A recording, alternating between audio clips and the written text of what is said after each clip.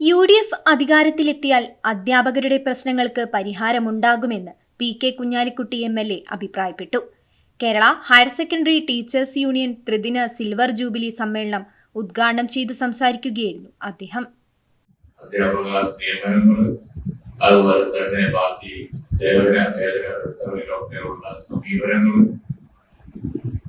എന്തിനധികം അവർ പറയുന്നത് കേൾക്കുക എന്നുള്ളത് പോലും വളരെ അപൂർവമായി ഒരു പരിഗണന കിട്ടാത്ത വിഷയമായി പോവുകയാണ്. ഹയർ സെക്കൻഡറി വിദ്യാഭ്യാസ രംഗം അതുകൊണ്ട് തന്നെ അതിന്റെ പ്രാധാന്യം ഈ രംഗത്ത് അതിന് നേതൃത്വം കൊടുക്കേണ്ട ഗവൺമെന്റ് കുറച്ചു കാലം.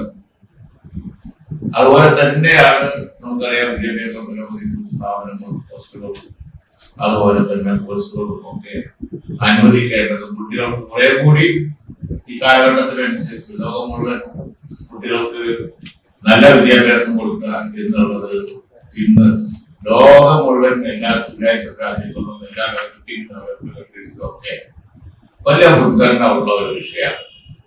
പക്ഷെ നമ്മുടെ സംസ്ഥാനത്ത് അധിക ചെലവിൽ പിൻവാക്കുള്ളതിന്റെ ഒരു കാര്യം പറഞ്ഞു ഏറ്റവും അധികം ചെലവ് വെട്ടിക്കുറച്ച് അവഗണിക്കുന്നത് വിദ്യാഭ്യാസ രംഗത്തെ ഇതുപോലുള്ള ആവശ്യമായ സ്കൂളുകൾ കൊടുക്കുക, ആവശ്യമായ കോളേജുകൾ കൊടുക്കുക, ആവശ്യമായ പോസ്റ്റുകൾ കൊടുക്കുക, ഇത്തരം കാര്യങ്ങൾ. അതുപോലെ തന്നെ അവർക്ക് ഹാപ്പി ആയിരിക്കും, അധ്യാപകർക്ക് എപ്പോഴും സന്തുഷ്ടരായിരിക്കും. TV ഇബ്രാഹിം MLA അധ്യക്ഷനായി.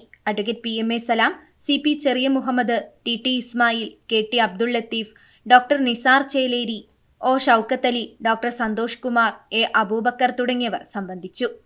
ഇന്ത്യൻ ഭരണഘടനയുടെ വർത്തമാനം എന്ന വിഷയത്തിൽ നടത്തിയ ചർച്ച പ്രശസ്ത എഴുത്തുകാരൻ KP രാമനുണ്ണി ഉദ്ഘാടനം ചെയ്തു. KB Ladeep Kumar, doctor MP Shahul Hameed, R Moidu തുടങ്ങിയവർ സംബന്ധിച്ചു.